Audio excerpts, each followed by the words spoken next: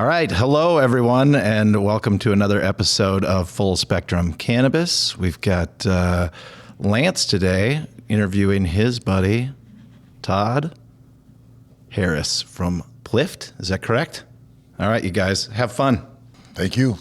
Yeah, welcome back, right? I mean, if they haven't listened before, thanks for showing up. But absolutely, we've got Todd from another state in Minnesota for a conference, which is where Calandra is, in case anybody's wondering. But we've got Todd here. I'm a poor substitute for Calandra. Yeah. Well, she's pretty wild. Yeah, she's pretty wild. We'll see what we can do about filling in that space. You know what I'm saying? So let's start with introducing yourself a little bit, right? Absolutely. As stated, Todd Harris, one of the co-founders and the CEO of Plift, which is a classic cocktail-inspired THC-infused soda brand, and we're proud to say that we're one of the trailblazers in this wildly expanding and rapidly changing landscape of THC-infused beverages. Right. Yeah, I've had the beverages, right? There's 4 of them right now. We've got 3 primary flavor SKUs, and we have 5 total SKUs in market with several other in development. Because of Plift Plus. Yep. So you've got Plift, and then you've got Plift Plus, and when you're Plift Plus, then you're just adding some other. Yeah, we're adding milligrams. Yeah, we're adding what the people came for. Yeah. More potency. And a stouter can. Stout's one way to put it. We like to call them small and mighty. Sure. For on purpose. So that, they obviously took on a little bit different of form factor, and that was an insight that was like, hey, let's give the people more of what they came for. Right. So the get it done mentality of some. Yeah. You need to give them some of it. Yeah, and in emerging categories and just in emerging spaces in general, there's utility. Right. And people start to look for products that fill a void or a utility for them, right? So there's a world where the social consumption of these beverages, people running around just socially downing 10 milligrams, I don't know how functional that is. Right. But like 4 to 5 milligrams, that's a more social dosing. So that, we wanted to create products that people can sit with people whenever they want to consume, not just like for one consumption type of, event. Yeah, one of the things that, so you've got Plift in a 12 ounce, and then you have Plift Plus in a 7.5 going to 8. Yeah. Right? Yep. It's going to go to an 8. Yeah, because we caught wind that can manufacturers are going away from 7.5s. Okay. So all right, so you're going to change that that's inside baseball for all of you out there. Inside baseball. One of the things that I like about it is, I've kind of gone away from a 16 ounce beverage as far as my own ingestion, right? Because it's a lot of fluid. Yep. Right? Yeah, 100%. And, sometimes I want to relax and it's later in the evening and I've drank everything I'm going to drink that day. You know what I mean? And that's a decent amount of fluid. Yeah, I get where you're going. You know? And as we age, it's harder. Yeah, because you wake up, because the challenge of waking up and just needing to have a, bio break is a real thing. But then what ends up happening is you wake up and then you can't get back to sleep. Yeah. That's even worse. 100%. So now you have to start to manage how many liquids you have within the last 2 hours. For everybody that's listening to us, you now are getting to a point where you're starting to put us in an age category. Yeah, maybe. Good, bad, or indifferent, we're aging ourselves. Yes, that's exactly what's happening. I mean, there's no gray. Yeah, there's no gray. Except for in our hair and in our beards. Yeah, if you're just listening, there's not gray anywhere in this room. Well, that's fantastic. So, up from Illinois, in for a conference. Yep. We covered that. We've got Plift.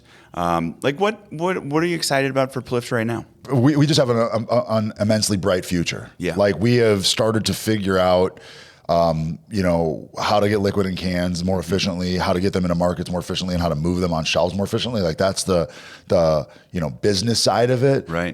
But we're just excited to be at a growth trajectory where we can now start to offer the market more things from us. Like we're starting to hear not only from our retail partners and our wholesale partners, but also consumers. Like, hey, we want more from you. We want more flavors. We want more form factors. We want more from you, which is a really exciting place to be because that's that validation that comes from the end user, right? Like Right. we can self-validate all day long. Our retailers can say, hey, it's going pretty well for us. Right. Our wholesalers can say it's going pretty well for us. But at the end of the day, consumers will choose. And the fact that consumers are reaching out saying, what's next? We want more. When can we have it? How soon? That's always happy. That's always a happy place and always a validating and a feel good for entrepreneurs saying, oh man, we're making it. Yeah. Well, somebody enjoys what I'm doing because I enjoy what I'm Right. doing. And thank goodness somebody enjoys what I'm doing so I can continue to do what I like to do. Right. Exactly. It's like, again, we have bias in everything we do. So every time we show up, the assumption is our shit doesn't stink. Right. Right. But the reality is like, no, someone outside the door is going to say whether your shit stinks or not. Right? Yeah. And there was something that made me cry yesterday. You know what I'm saying? Exactly. And so for me, for us, for our team, like getting these inbound messages, and like one of the most gratifying things is like when our team hears it Right. and sees it, or like something that they did, created, designed, posted, shared, sold, hung, poster, whatever, when someone gives them feedback like that is organic Yep.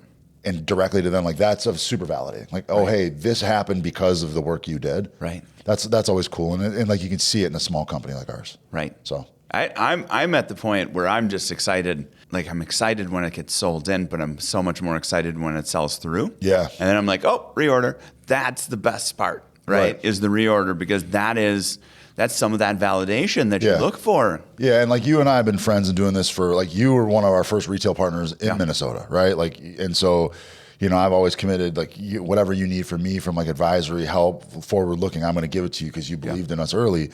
And, I can say that is unbelievably gratifying.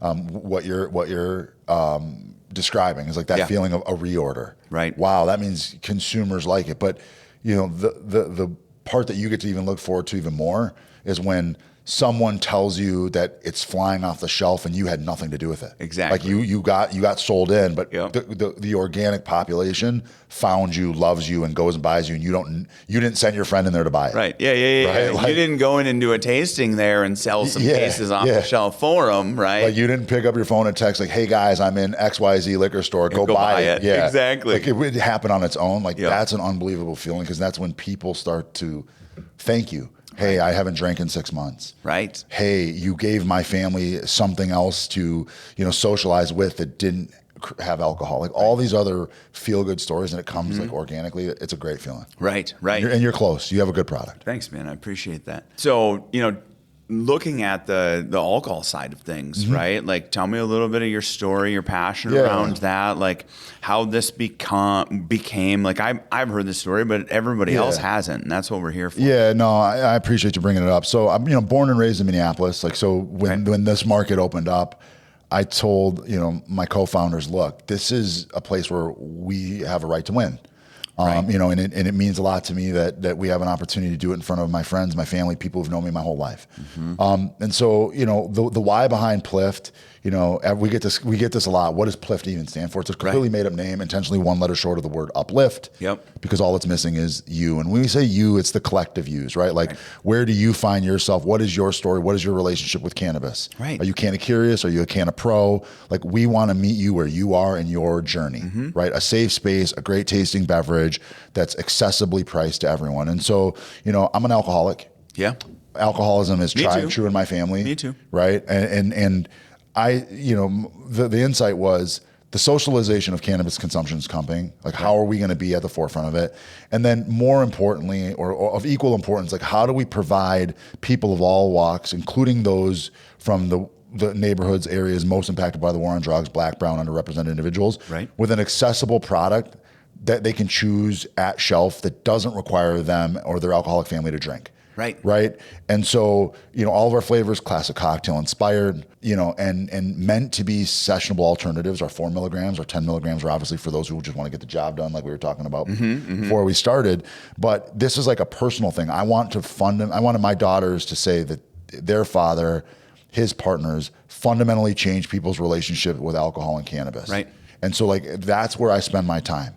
Is like making sure we're telling the story, making sure we're giving people that alternative, and making sure, like, I'm working with my suppliers, my supply chain, our manufacturers on how do we get our COGS to be where I can show up on shelf and someone can say, oh my gosh, this product, premium look, premium taste, value, price is for me, and it does its job, right? And I'm happy to say, like, my mom, who's been an unbelievable champion of the business, like, right.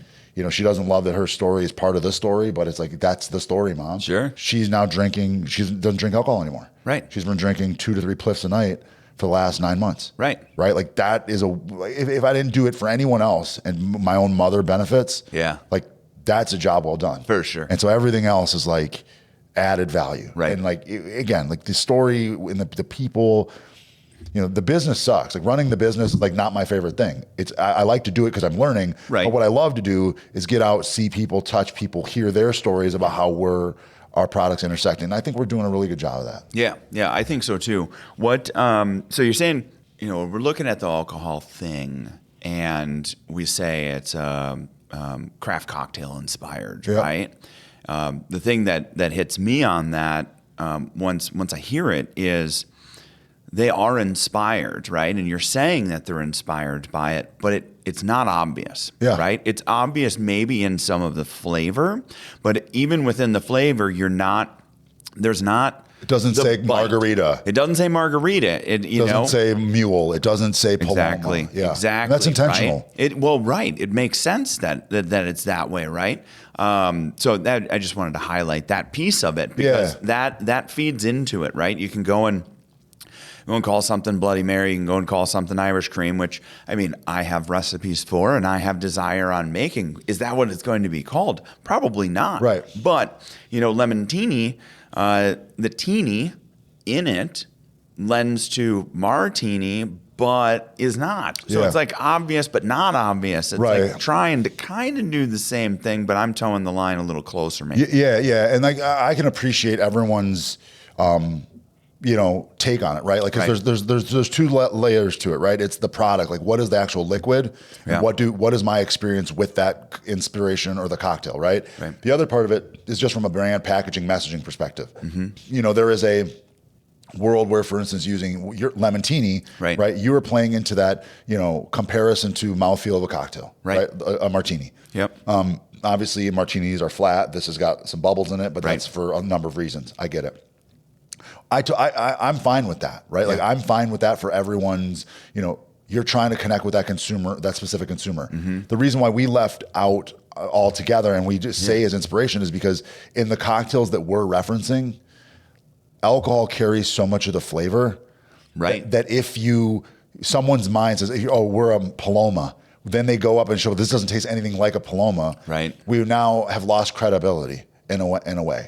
Right. So we like to use inspired by so that people understand, like, get an idea of what they should expect, but then their taste buds get to do the rest of the work for them. Yep. We also like are very, you know, keenly at like classic cocktail inspired sodas.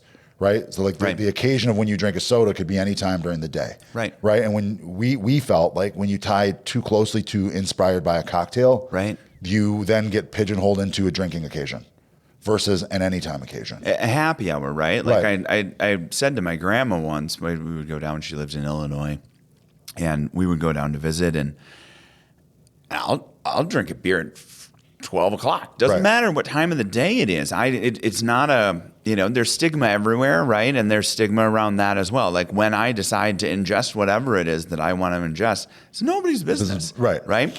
And so the happy hour thing is what comes to mind, because I'm like, Grandma, what the hell's going on? And she's like, no, we got a happy hour. Happy hour can't drink until 4. And I'm like, why can't you drink until 4? And she goes, honey, because then we would drink all day. So inside baseball. And I can appreciate your grandma's point of view. Yeah. She's exactly right. Right. We actually, when we started the brand, it was actually Happy Hour was the name of it, by Noble Brands Inc. Okay. Right? We were, and then so that's where the evolution of the brand has kind of come. But we looked at each other, and our partners that helped us like get the brand together in the first run. And I said, but I don't want to just be looked at for drinking occasions. Right. I want to be looked at for anytime occasions. And so that's where like Plift and this whole all that's missing is you, the whole all that's missing is you is like wherever you are in your walk with cannabis, whenever you want to take us, we're here for you. The flavors match. Like it can be a soda, it can be a cocktail, it can be whatever you want it to be. Right. Right. And so like that's the insight. And like my background comes from building brands, bring them to market.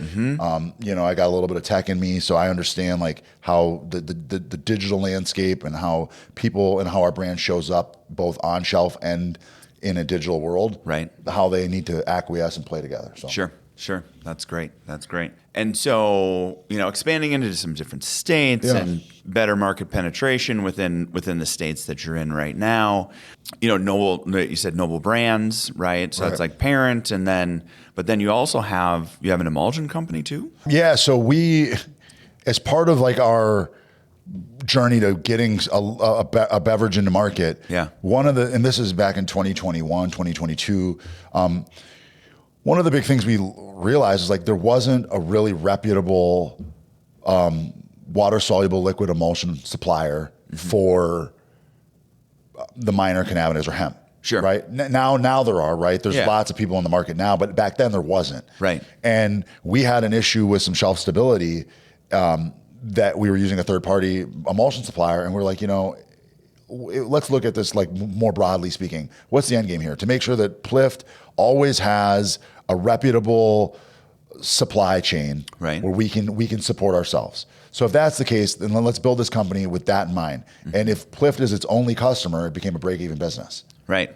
Because we were just buying it from ourselves, right? But then we started to look at and going back to the impotence of just like who we are as entrepreneurs and like all about accessibility and calling in and bringing more people to the table, not, pushing people out. We said, well, we're not the only company, beverage manufacturer, product that is having this issue. Right. So let's go build a business that's got some scalability to it that allows other beverage and other product good manufacturers to get quality, reputable, tested, premium ingredients at an effective cost, an efficient, cost-effective input price. Right. So like that's the impotence of that business as well. It's called Perfectly Dosed. Perfectly Dosed. Yeah. Yeah. And I bring that up because that was one of the reasons why Calandra really wanted to be here for this show, but other things pulled her away. She was like, they supply my emulsion, right? Well, yeah, and we're going to see her. Slays, we're going to see her later today. That's great. And then actually, my co-founders are at the show too, so we'll make sure we run into Calandra. That's fantastic. Yeah. Give her a hug for me. I will for sure. Yeah, she's good people, and again, like really is. Like that business, our mission is to truly democratize access to this industry, right? Like, make no mistakes about it. The licensed marketplace is not, even though they all cry for social equity, that's what they are all about. Right. It's a virtue signal, right? Sure. Hemp is an unbelievable unlock for entrepreneurs who love the plant, have their own motivations, maybe want to make money, maybe want to change the world, maybe just want to do something for themselves, like whatever their motivation is. We are setting up businesses and we are trying to pave this path, and we are trying to, pull people along with us all around this, this tune of accessibility. We want more people in, right? The market will decide winners and losers, we think. Yeah. Right? We shouldn't, regulate or push people out based on socioeconomic barriers. We should include them and then let the market decide if they want the product that they're making. Yeah, exactly. Yeah, what they're bringing to the table, that's what really matters in the end. 100%, right? And like you and I know this because we're in it. Right. The idea is great. Then you get a liquid in a can. That's great. Yeah. Then you gotta fucking execute. Right. And like there's plenty of places within that idea, developed product, selling, reselling, like that people can fail on execution. Oh yeah. You know what I mean? And so like let's make it as the barrier to get in as low as possible. Yeah, we got to have good actors, and yeah, we got to all come to agreement on some standards around testing and packaging and labeling requirements and all that stuff. But those should be table stakes for everyone. Right. But like, let's not do that and assume that everyone wants to pay $100,000 or $200,000 or $1 million to stand up a license. Right. Right. Like, let's give them a license to be a hemp manufacturer or hemp product manufacturer for $1,000 a year. Right. And if they're in good standing, they can renew with no issue. Great. That's money for the state. That's money for everybody. Yeah. Helps to cover the regulatory world. But we're getting a more diverse subset of faces. Right. We're getting businesses and faces that mirror the world we live in versus those who just have money to make it exclusive. Right. Right. And we swear by that in all of the businesses we're doing. That's great. It makes me think about a brewery, right? So if we look at the craft beer boom in the United States, and then especially here in Minnesota, really there was like 10 fantastic years, right? Like maybe, pandemic screwed a bunch of stuff up. Yeah, but then THC is coming and helping some things too. But if we look at the buy-in for something like that, like just equipment alone, you're not getting a brand started for $10,000, $20,000. You're getting a brand started for $100,000, $200,000, $300,000. Right. And this is what a lot of the licensing within marijuana, right, is, man, you need a license. You got to do this. You've got to hire this person. You got to hire that person. You got to hire that person. You got to hire that person. You didn't get anything done yet. Yeah, you haven't even operated a business of any sort yet. Right. Yeah. And what a pain in the ass. Right. And it's like that pain in the ass is not only just from a legal, operational perspective, taxing, but it's capital intense. Yeah. You know what I mean? And so it's like talking about breweries, like those are pioneers in this industry that we're talking about and that we're in is going to help save some of their businesses. Right. Not just because they can make their own products, but they have line time that the whole world knows beer consumption is down. Right. Right. So if there's less beer being, consumed, that means there's less beer being made. If those machines and breweries aren't running, they're losing money or they're not making money. Correct. Right. So now all of a sudden you've got beverages like ours that don't need to ferment for a week or 10 days or whatever the fermentation process is. They can spin them out. They have line time. They have canning. They're now adding shifts and employing more people and making more money. Right. And that's that's Minnesota, that's Illinois, that's soon to be, Kansas and Missouri. It'll be all over the country. These craft brewers are starting to find revenue. That's a good thing for everybody. Yeah, it is. Craft breweries, tap rooms, they're like pillars of people's communities. Right. We should want to find ways to get more of those guys and gals involved because they make money, they employ people, et cetera. So that's, again, one unbelievable benefit to what we're doing from a hemp beverage perspective. Hemp Beverage Alliance has been great of connecting these people. But we should all be working and looking at this. And this is, again, a very strong opinion held strongly. Right. We as an industry should be looking out like that. That's what we should be all working towards. How do we make it easier for other people to participate? Right. Yeah. Some inclusivity. Yeah. Like humans are humans. Yeah. Like let's go and have some fun and get some shit done. Right. And like that's an ongoing conversation. And I'm sure there's going to be people who hear this and be like, fuck that guy. That's not what we signed up for. And I'm okay with that. Like your opinion's totally valid. Sure. But as a black man in this country who has been through a lot and who's accomplished quite a bit, like I want kids who look like me to see themselves in me. Right. And I want my daughters and I want, your daughters and your children and everyone else. I want them to be able to see themselves in an industry. Right. Right. Regardless of where they come from. And so that's a big driver for us. Yeah. We just have to keep working on it. Right. Yeah. But if we're not working on it, then nothing's going to get done. Correct. Right. Correct. So thanks for keeping to work on it. Right? Yeah. Absolutely. That's what I'm doing my best to do too. Yeah. Hemp Beverage Alliance, you mentioned, right? So, what do we think that and I'm not a part of the Hemp Beverage Alliance at this moment, but I've chatted with some folks about it, and the question I always ask is, well, it's just another organization that does what, right? Yeah, no, that's a great question, and I think that in a world where lots of organizations pop up without any clear, line into what they actually do or what benefit there actually is, I will say like the Hemp Beverage Alliance has been really eye-opening in a good way because it's by all intents and purposes, it's a consortium of over 200 or so brands and partners and that are aligned in the codification of this category at scale. Right. Right. And when you get people working towards policy and, in the same, going in the same direction, you get some momentum and some wind at your back. And so for us, it's like become pretty clear, like, there is a world where, wholesalers, wine, spirits, beer, like they're starting to pay attention to this category because it's the first innovations in intoxicating beverages since Prohibition. Right. So there's a need for an alliance, a group that only is worrying about the advancement of this category. Right. Right. So in the HBA, Hemp Beverage Alliance, there's brands like us. Right. There's suppliers like Perfectly Dosed or, Azuka or Vertosa or Source. There's packaging partners that do, package and things like that. There's all types of partners in there that stand to benefit from this industry continuing to grow. Right. Right. And like that, to me, like you think about it, going back to bias. Yeah. We were talking about this earlier.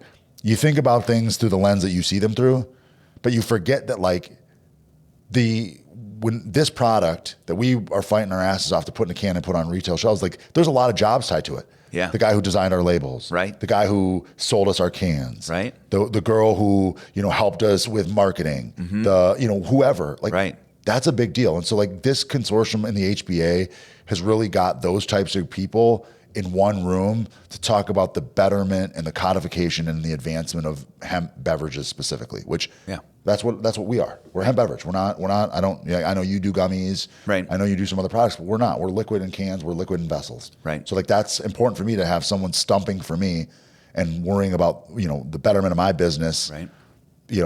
Specifically and exclusively. And then being amongst other like-minded individuals and understanding who is a part of the organization, you almost have this net that everybody's in there, and you're like, well, where would I go? And you're like, well, probably the person that's part of the crew. Yeah, well, and absolutely. Like it's interesting because like a lot of times you're building your thing and you got tunnel vision. Yep. And so you forget like you've got this group of 200 or so companies, which means probably a couple thousand people in Slack and whatever, who either have the exact same experience that you're about to encounter or have had the conversation to help support you in some way. Right. So I needed a die line for a carton. Yep. And I couldn't find it anywhere. We went direct to some brands. They're like, oh, we haven't seen that. We don't have it. Sure. Even though I thought they'd have it. So I put it in there, hey, does anyone know this? Yep. Within 5 minutes, I had an introduction to a group who had the exact die line, who sent us some samples. We're designing, and now we're good to go. Now we have a new partner on packaging. Yeah. Like that to me is the validation and the credibility building exercises that continue to establish us and cement us as a real industry and as a real category. Yeah. Yeah. I mean, there's quite a fight ahead there, right? So, if we look at the 2018 Farm Bill, and it was 2014 Farm Bill before that kind of opened some things up, some further guidance in the 2018 Farm Bill, and then now the Farm Bill hasn't happened yet again. And I think that the Farm Bill hasn't happened yet again, and quote me or care about it or don't care about it. The reason why there isn't another one yet is because of this. Yeah. That's why, because there's a bunch of things that are going on, and then it feels like there's the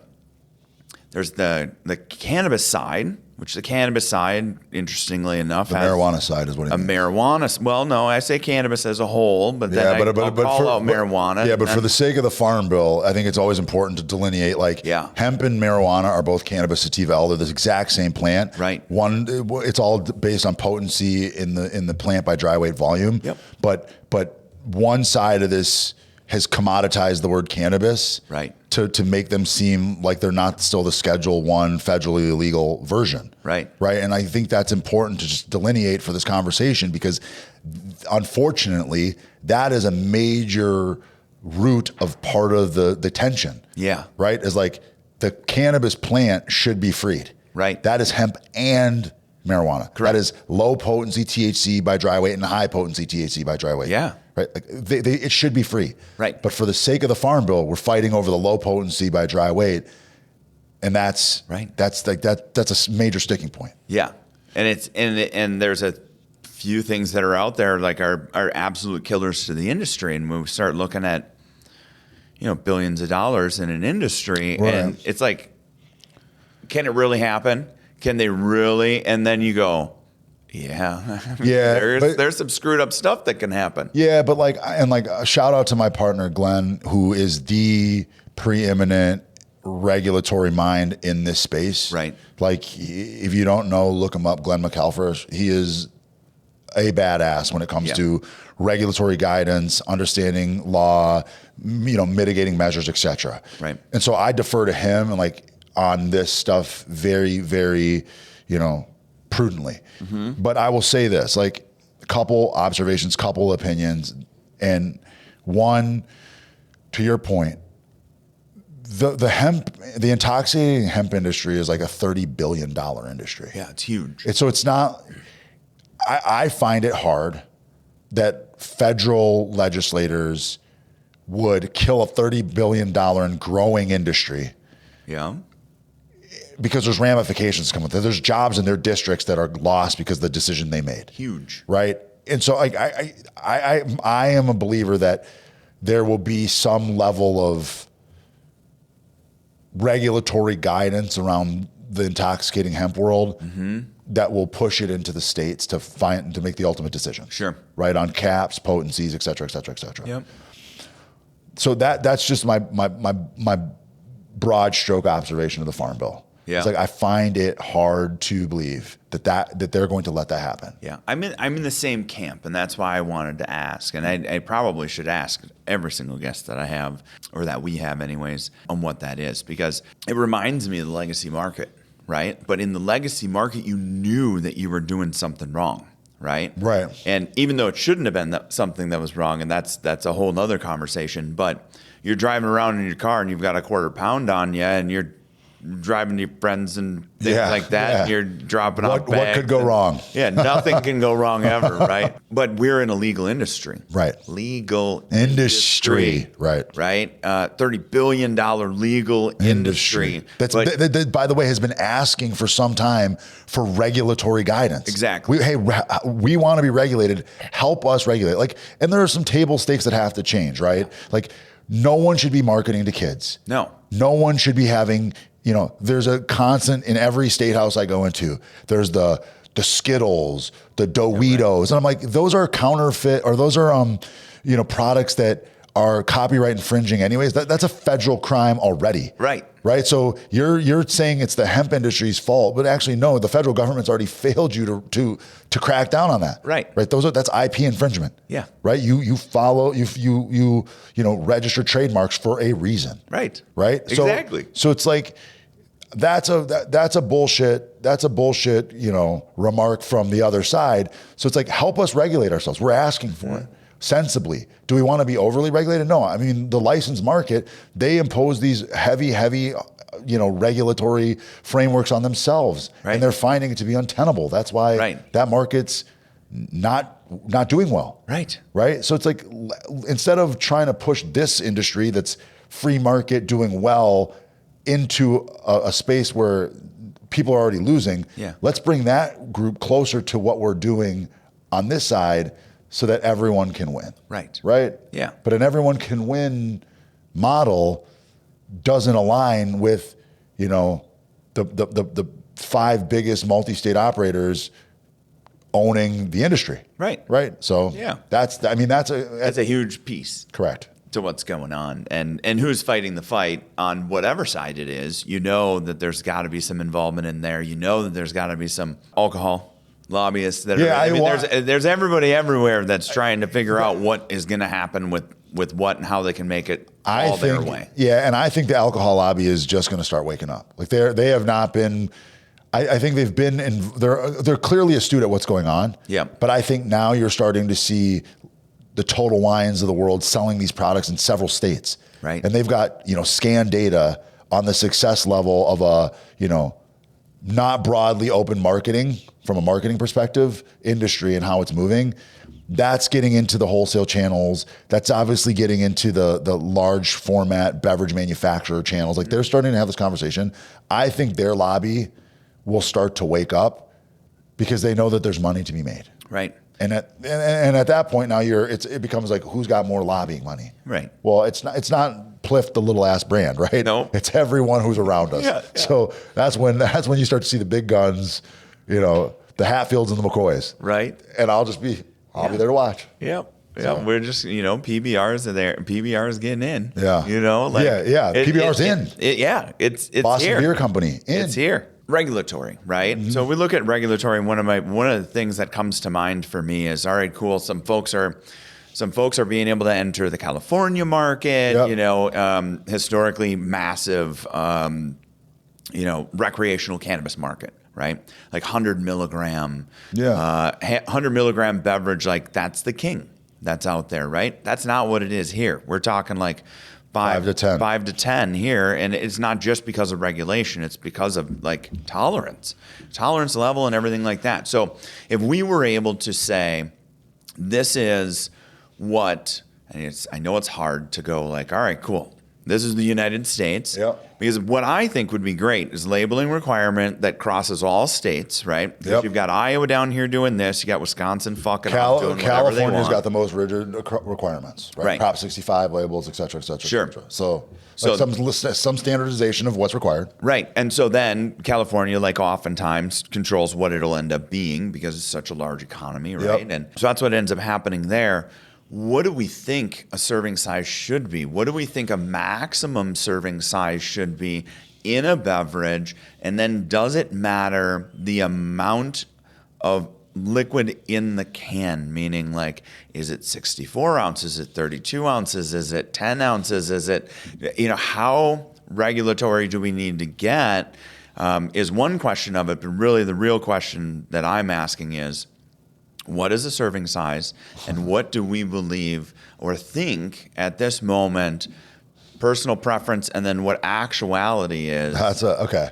So I'm not going to touch that question. Okay. And here's why, because that's a hot topic of conversation. Sure. Like I don't have a super strong opinion on what the industry cap should be. Like, because I can go a number of ways. Like, who am I to the conversation we were having before? Yeah. Who am I to tell you what you should or shouldn't put in your body? Right. Right. So there's always that. I will say from my vantage point, from my company, what we have always said is like accessibility is in the expansion of the total addressable market. Right. Meaning a high potency cannabis user, they're going to be what they are. Right. So they're either going to find something that's going to give them that high potency kick, that 100 milligram drink, sure, or they're going to understand the utility that I'm trying to play with my product, which is something other than a single shot, get you as high as you can possibly be. Right. So like for us, we always want to be at an accessible dose so that people can choose their own adventure to some degree, right? So like I'll kind of leave it at that. That's like a very soft answer, but that should give you an idea of like where we would be from a potency perspective for Plift. Yep. But again, like I don't have a problem with a 100 milligram drink, assuming like it's sold in the right channel. I don't think a 100 milligram drink should be sold in Total Wine. No. Like I think there's a channel for that, right? Like that's a strong opinion I have held very strongly. Like there is a reason why for many years there was liquor stores, and in Texas there's beer stores. Right. You can't sell liquor in a beer store necessarily, right? Like so I think there needs to be like the conversation is like not around cap, but channel for acquisition. Sure. Right. Like that would be my, and again, like I do think there's probably some sensible caps that should be, but I'm not the right person to say what that is. Right. Yeah. So I suppose only, might as well make it just as interesting, right? Because what I think about it is I think that we responsibly could have a 20 milligram cap, right? Okay. I think that we could responsibly have a 20 milligram cap because tolerances are just going to be what tolerances are, right? And then dispensary, fine, do whatever you want to do. Fun thing is we don't have a packaging limit, and here in Minnesota anyways, right? And with that going away, that kind of opened it up, right? Like, I was toying with the last podcast we were doing. I was like, I had to do a 30 rack. You know what I mean? Well, you totally could. And you can. And I think that's maybe a bit of what you're saying. Choose your own adventure. Plift is 4 milligram. We have a 4 and a 10. You have a 4 and a 10, right? So your 4 milligram, you get to have 3 of those to 1 of the 10 if you really wanted to. But what's the setting, right? Like you and I were talking about this. There might be someone who could cycle through 3 10s, have a 30 milligram in a social setting and be totally fine. Right. Most people with 30 milligrams, they're going to be like zombies. Right. But I'm not the person to decide that. Exactly. You are. Yeah. Right. But the 4 milligram was always like, hey, if I'm pulling up to a barbecue with a 6-pack, 24 milligrams. I'm sitting there for 2-3 hours and I drink the whole 6-pack. Number one, I've drank 300 calories of liquid. Right. Number two, I've drank 24 or so milligrams of THC. I'm in a really good spot. Yeah. Right? Like that was always the impotence of that brand. Sure. But again, like I'm not into the nuance of what the cap should be. Like what you said about 20 milligrams responsibly, that feels sensible to me. But again, I'm more of where do you buy? Right. Right. And then like how is it presented? How is it marketed? Things like that. I'm more concerned about that and like consistency in packaging, labeling requirements, all that stuff. Getting what's in the can, right? Like it says what it is. It is what it is. Like, right. Yeah. And then again, I'm a firm believer that you shouldn't tell anyone what to do with their own bodies. No. Right. Like I just firmly believe that. Agreed. And if that's the case, then why am I going to start now? Right. Yeah. And oh, by the way, you don't, and the liquor lobby and the liquor stores and the wholesalers, they're like tremendous allies in this. Yeah. I've learned so much from them. You never tell them that they can't put an 80 proof or a 102 proof on the shelf. Or 151. Yeah. Right. I mean, there's some craziness that's out there in the booze side. Well, you don't know that the person who buys that bottle of 151, they make themselves 151 and diet, and that's all they drink for the day. Right. Like you don't know their story. So we're not going to get into telling you how to do and buy and consume the product. Right. Right. I do think we need to be really smart around the frameworks and the guardrails we put around us, right? Yeah. We don't want bad actors. Right. Like you and I have seen them. Mm-hmm. The person who, is got a really shitty product, plugging 100 mils in it, and they're not testing it appropriately. They're selling it in some smoke shop or vape shop. And look, I'm all about them making their money. Right. But if we're going to stay in existence and stay in business, we've got to push the people who want to operate in the fringe to the fringe. Right. But when you do that, you create the illicit market if you make the hurdle to get in too high. Yes. Right. So you can keep doing that, but you just got to meet a handful of quality standards. Right. And let's do that, right? So let's talk to, it all comes back to accessibility. Yep. For both of us, I think. But when we're looking at convenience stores having it, smoke shops having it, liquor stores, fine, right? So and this is Minnesota, but you have a lens that's greater than mine because you live in Illinois. I live in Kansas City. My partners live in Illinois. Our company's headquartered in Illinois. We've got distribution in 12-ish states now. Sure. So we're seeing and hearing a lot. Okay. Yeah. And so when we look at the Minnesota market and the way that we're working through things, what does it look like in Illinois? What does it look like in Kansas? What does it look like in Missouri? Give us some insight. Yeah. So first things first, a good segue, accessibility. Follow us on Instagram @DrinkPlift. We're on TikTok @DrinkPlift. Drop us a DM that says Plift Plus. We're going to give some product away. Haven't decided on how much yet, but do that and we'll be reaching out and giving some product away. Right. Might be some merch in those boxes, shit like that. Yeah. So Minnesota is the gold standard across the country of getting its shit together and putting something on the books that allows entrepreneurs and businesses to operate and execute and thrive or not, right? It's so every state that we're in or the overarching majority of the states that we're doing policy work in, there's some level of reference to Minnesota in a good way, right? Yeah. But in states, like Illinois, there's been legislation that has gone through that mention the 3-tier system and making sure that, there's some standards of care so that if these products are truly going to be 21 and up, that it's, working closely with people who are attuned at running regulated beverages. Sure. Right? They understand the framework. They understand the ramifications of stepping out of bounds, et cetera. Right? So that's, constantly coming up because again, for us to continue to codify this industry specifically, I'm not talking about the broader hemp industry. I'm talking about hemp beverages. Yep. You need people who have more credibility in your tent. Yeah. Right? Beer wholesalers of America, wine wholesalers of America, they, the Wine and Spirits Association, they have more credibility in state and at the federal level than any one hemp beverage does. Right. Right. They have come out saying, hey, we want to work to get legislation on the books that codifies this industry. Yep. That's a big deal. So So like, starting to find a coalition of people in state that have shared values. Yeah. Right. And like beer wholesalers are making money. They, a couple years ago, a lot of these guys, they've been getting their shit kicked in for a while, but a handful of brands, the AB network in particular, they got a hit on the chin on something that's completely out of their control. Right. So they're looking for ways to make money again, and offset some of that pain. And so we want to be allies in that with them. Yeah. Right. So like state to state to state, those guys and gals are getting in the game.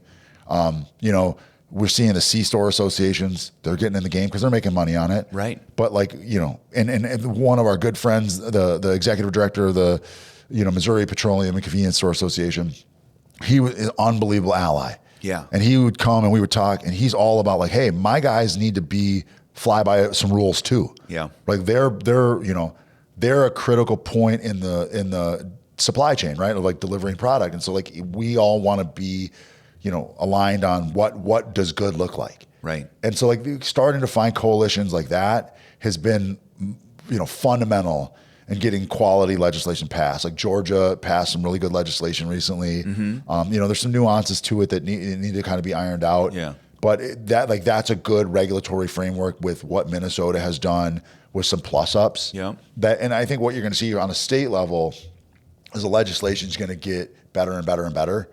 As time goes on. Like just recently, Representative Stevenson worked with our team on some new bill language, like the killing of the 5-hour rule. Yeah. Non-prem. Like right. That was a weird one. Yeah. It was in there. But it kind of made no sense. What the hell is going on? And it's not reversed. Yeah, it is. Right? It is. Oh, well, sorry. So reversed as far as that. And we can, but more it didn't play the other way.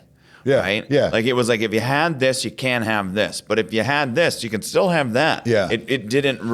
It wasn't reciprocated. Yeah. Yeah. And so, but I think now it's not there. Yeah, it's not there. And like that was, law got passed, great. And then, Glenn got with Rep Stevenson and some other stakeholders, and they made like sensible changes to legislation. So I think the other part of it is like in the states you live in the states you operate in, like, I'm not our head of government affairs. Glenn is. Right. Right. But like Glenn taps me in when he needs some support or, whatnot. But like in my state where I live, I've got a vested interest. So I go to the state house, I meet with the politicians, I hear them. And it's like finding stakeholders who can say like, broad sweeping, conversations around hemp is one thing. But when you talk to your state representative who lives in your district, and they put a name to a face on a business that is doing good things and supporting them, they listen to you. And so finding, that's the third leg of that stool is finding, legislative partners who see the vision and understand that it's not let's kill or ban something, but let's find a way to regulate it responsibly. Right. Right. So like that's what we're seeing in all these other states. Like from a selling perspective, Illinois is going to be a big state. Yeah. Really big. What's it look like right now, right? Because, we know that there's, 1,000 plus places to get a hemp beverage in Minnesota. Yeah. And it's greater than that, right? I'm just picking a number that I know is a true number. What does it look like in Illinois? So, first things first, there was a couple distributors that came on in line early, and, kudos to them for leading the charge. Because again, like in an emerging industry, it's one thing when you're selling out of your trunk, which you can appreciate. Yeah, it's another thing when, someone who's been running beer, NA beverages in a market picks you up and starts running alongside you. Yeah. Right? Like that's a validation point for a market. Right. Right. So there's been a couple wholesalers, our partners or friends at Glenn's got in the game early in Illinois. Yeah. And there's some, many of the brands in the Hemp Beverage Alliance helped to make that happen. And so they've been running alongside. We know that there's other wholesalers getting ready to get in the game in Illinois. Right. Which, that's like, that's that breaking point, right? Like, sure. That's Minnesota when, all the guys here started getting involved.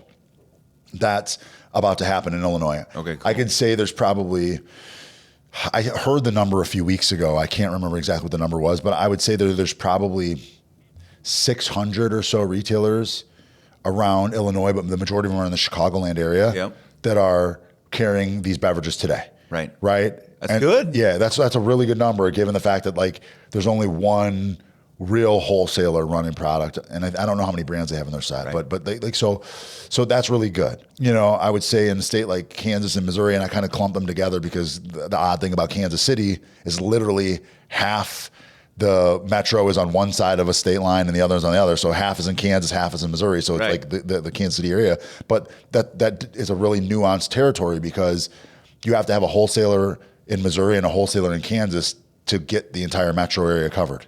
Okay. Because you can't cross state lines with the product. That's their federal licenses don't allow for that. Yeah. Right. So there's like, but what I can say in like St. Louis, there's really good pickup. There's been some wholesalers in St. Louis that have been running product for over a year now. Okay.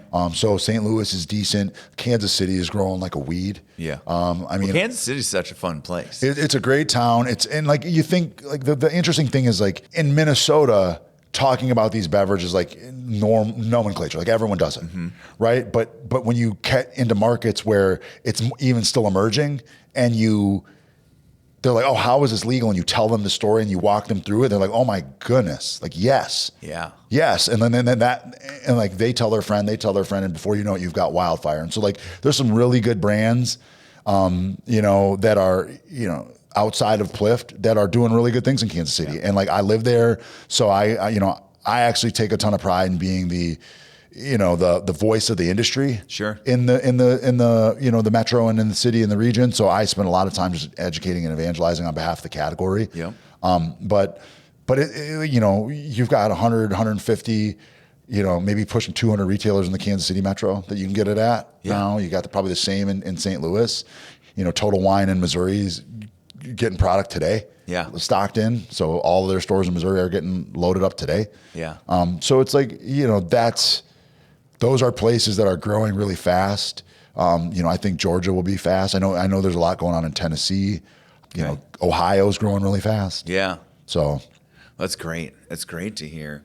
But that Minnesota's the leader is the most that I heard out of that. Well, because why not? We pride ourselves on that one. Yeah, no, I mean, look, Minnesota has done a ton to codify. That's why the HBA conference and festival is here, right? And if you hear this before tomorrow, you should go over to the Minneapolis Cider Company.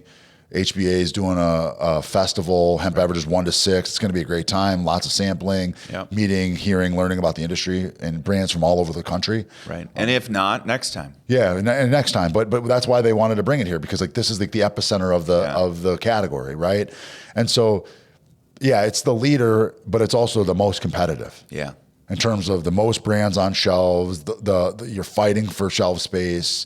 It's a real category here. People's products are getting pulled from shelves because they're not selling. Like, it's a real thing. Yeah, it's the incubator it's the incubation market for sure for the category at large. Minnesota doesn't like outside brands usually either, and that's what you think. But many of the fastest growing brands in the marketplace are actually not from here. Right. Yeah, but normally, right? Like Krispy Kreme's not here for a reason. Right. Like they came in, not here. Okay, so let me ask you, if you were going to get a donut, because it is National Donut Day today, the 7th, where would you get a donut? Yeah. Oh, man. In Minnesota, where would you get a donut right now?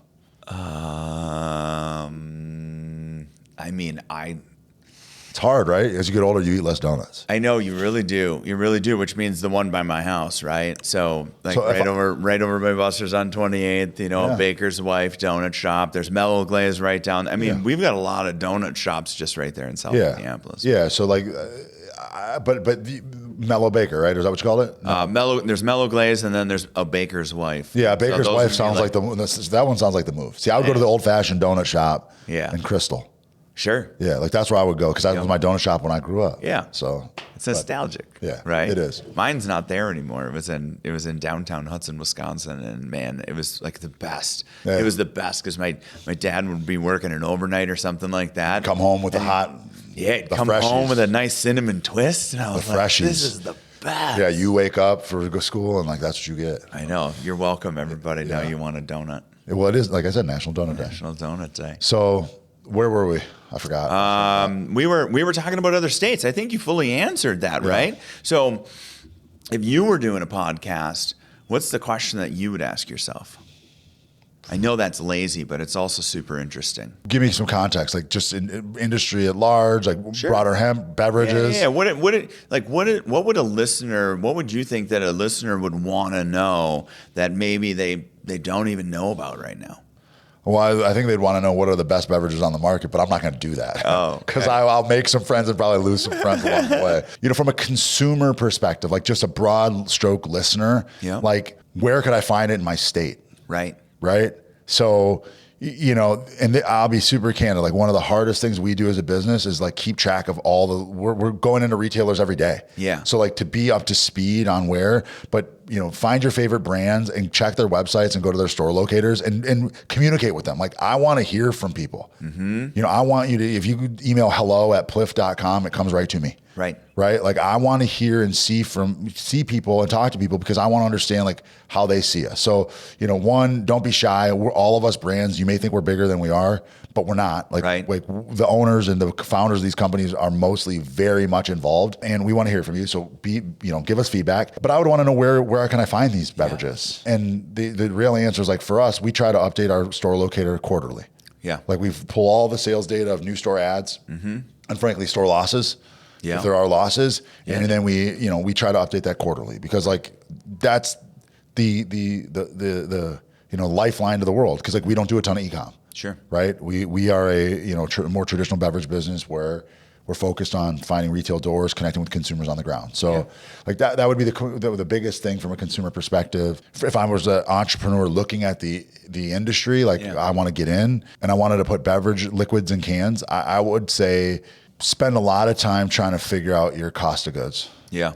Right. Because the getting liquid in a can, getting packages designed, getting all of the labor and the costs associated with selling a case at retail, like those are the things that are going to make and break your business. Yeah. Right. Because capital's hard to find. Yeah.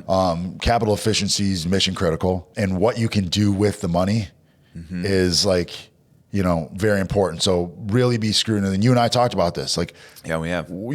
How can we bring costs down so that your price to your retail partners, your price to your wholesale partners, everyone still makes money, but the consumer choice, they're not going to discount you or they're not going to disclude you because your cost too much. Right. Right. Yeah. I mean, that's how I'd look at it if I was a prospective entrepreneur. Yeah. Yeah. That makes sense. I mean, you may think that it's really, really, really hard to do something like this. It's not easy. It's not easy, but it's not hard either. No, right? but like those things that I just mentioned, you learn those in the business. You have no fucking idea when it's an idea. Like you're like, oh, hey, yeah, this is a great idea. Yep. Cool. Now, we can make it happen. Cool. How much is that going to cost? I know. Right. And then like before I ever sell a can to a consumer, I've now have X, Y, Z and hard costs into this business. Yeah. Right? Like how can you find to get that X, Y, Z hard cost as little as possible? Yeah. From the beginning. The beginning. Yeah. Yeah.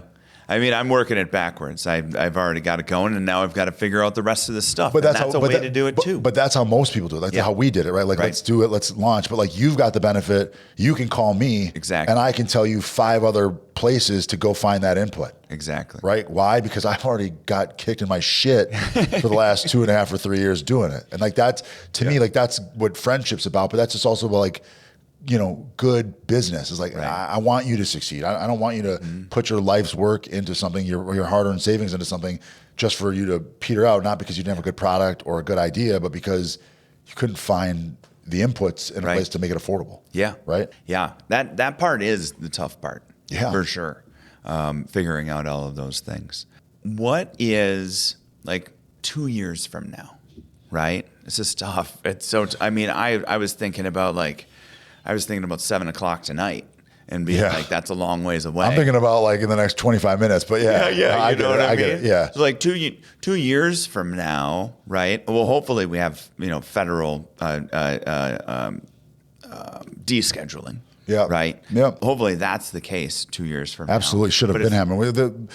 to be clear, marijuana should be federally legal. Like, I think it's stupid that we're having this conversation about the legality of hemp versus marijuana. I think that the plant should be federally legal. Right. And I think then the groups who want to do high and low potency stuff, or hemp related or not, like, they should get together and figure out what a sensible regulation for the industry. I want to say that out loud, because I get oftentimes people say, "Oh, you're anti-regulation or you're anti-legalization." I'm like, no, I'm not. I'm further from that. Yeah. But so what is Plift doing? What are we doing 2 years from now?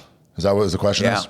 So I'm a firm believer in manifestation. So I put it in the air. It's going to happen. But hopefully we're preparing our business to exit the business. Yeah. Not because we want to exit the industry in the business, but we want to find a partner that can take it further. Yeah. Right. Like we know as entrepreneurs and operators, like, there's limitations in us. Yeah. But like, some of these potential acquirers for us, they can take us the next step. They can put us in every door in the world. Right. Right. Like, so that's part of that. That's the exciting part. So hopefully we're prepping the business for that, because like, ultimately what I want to do long term, and Glenn and Andrea, what we want to do long term is we want to start, and we're already doing a lot of this work, but a place where we can help incubate brands from underrepresented entrepreneurs and help them get started. Yeah. And use this experience to help them get ahead. So like in this intoxicating cannabinoid world. So like, that's like, so 2 years from now, that's hopefully we're doing that, and then we're in a place to be getting prepped to exit the business. But let's assume that, like, we're going to be doubling down. We're going to continue to work. We're going to show up in the markets that we're at. We're going to go meet our wholesalers. We're going to go meet our retailers. We're going to meet our salespeople. Like, we're in this business, and we'll continue to do that, because that's just who we are, right? Like, we, hopefully we're in, 30, 40 states at that point. Right. And hopefully we're growing like a weed, and hopefully we're a brand that everyone loves and identifies with. And, and we are doing good things, and we're good stewards of the industry. Like, that's what I would say in 2 years. Yeah. That's awesome. I dig that. This has been great. Yeah, this is the fastest, hour or so that or 45 minutes. Something like that. We're just having fun talking, and they just put mics in front of us. And you and I were laughing about this earlier. We could talk all day. Yeah, we could. About this type of stuff, and it could go anywhere. So I have a question for you. Sure. You're new to Minnesota. Yeah. And this is not for me, this is for everybody else. Yeah. But give a list of best, top 1 or 2 restaurants, top 1 or 2 things that someone new to Minnesota should see. Ooh. And if you have a more expanded list, like, hey, if you want Mexican here, if you want this, that, like, I'm here, I'm fine with that. But I just think it's, there's so many people coming to the state now for this, for other things. Right. The state's great. Like, what would you tell people who are coming to see, our home state? I don't live here anymore, but what would you tell? Okay, so sushi. Okay. Sakura. And this is if you're staying in St. Paul. I mean, you can get there anyway. Well, see, like, that's the other thing too, is like St. Paul. I grew up on the north side, so Minneapolis side. Yep. St. Paul is like a super hidden gem. And since I've been coming back more and more, like, I'm like, I fuck with St. Paul heavy. So. Yeah, St. Paul is fantastic for a lot of things. And so Sakura for sushi. I know there's plenty of other great sushi places, but there's just something about that. My kid, every single time he has a birthday, grandma brings us all out to dinner, and it's always there. Right. St. Paul Hotel or St. Paul Grill, we just call it St. Paul Hotel, but that would be good, and that's right there. Get over into Minneapolis. Buster's on 28th just because it's right by my house and it's super easy. But then there's Northbound Smokehouse and Brew Pub right down the road from that. And then you've got Ted Cook's. Yep.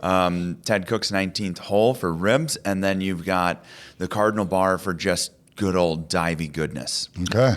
Yeah, that would be that. What to see?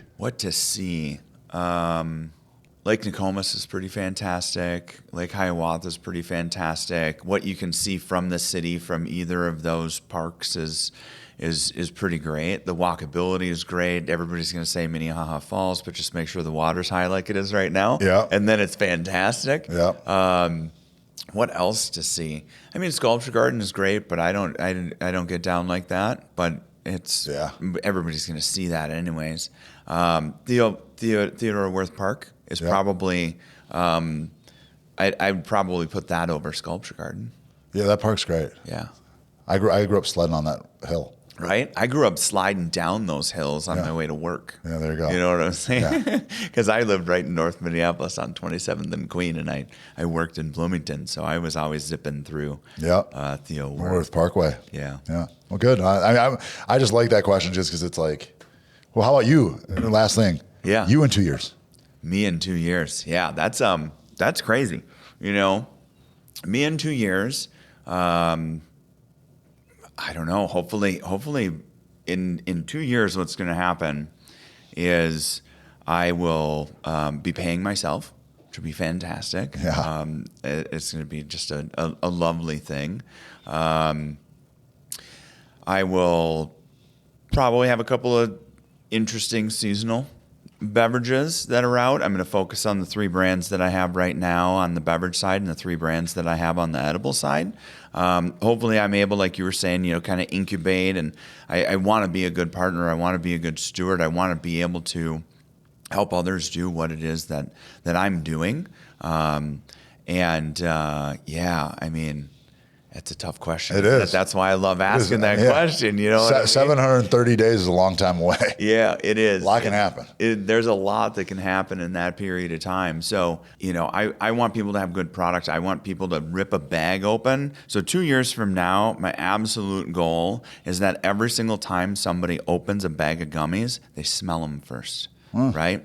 Because if we think about our senses and all of the things that we're doing on a daily basis, and what really elevates our lives is the things that we're paying attention to, right? Yeah. What does it smell like? What does it taste like? What is the mouthfeel of that? What is the full experience, right? Yep. It's just not a gummy. Is just not a delivery for intoxicating cannabinoids. It's not a vehicle to get you high. Right? It's an experience. Yeah. Smell it, understand it, the flavor. It's like, yeah, it tastes like crap, but the experience is great. Well, no, the experience isn't great because it tastes like crap. Yeah. You know what I mean? Yeah. So that would be my goal, that every single person, when they open a bag of gummies 2 years from now, they're smelling the bag. Love it. Yeah. Good. Well, good to see you, brother. I appreciate you having me in. Yeah. Thanks, brother. I appreciate it. Yep. Cheers. Cheers.